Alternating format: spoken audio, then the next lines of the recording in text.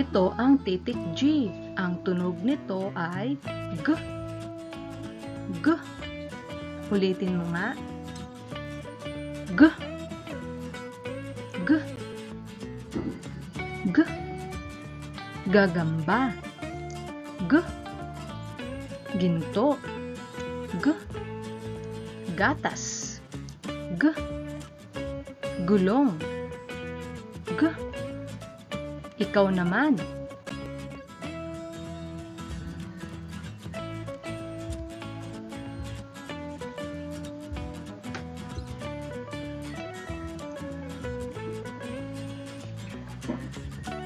Magaling.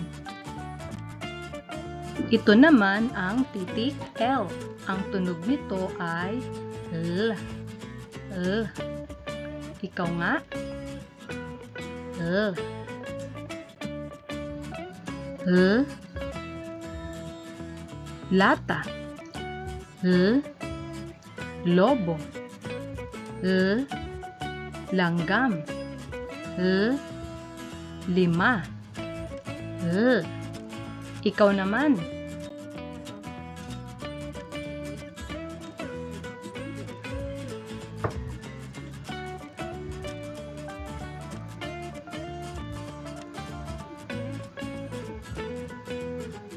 Magaling! Ito ang titik Y. Ang tunog nito ay Y. Y. Ikaw nga. Y. Y. Y. Yoyo.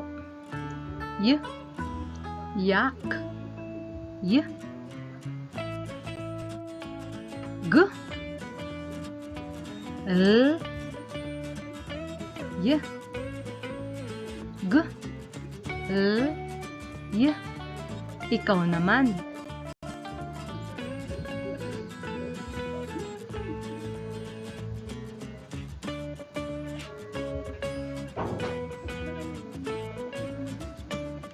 Magaling. Pagsasanay 6. Isulat sa kahon ang titik ng unang tunog ng mga larawan.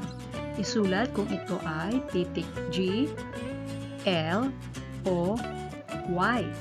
Gamitin mo ang iyong papel at isulat mo ang iyong mga sagot at balikan mo ang video ito pagkatapos. Tseka natin ang iyong sagot. Una, titik G, G, gagamba.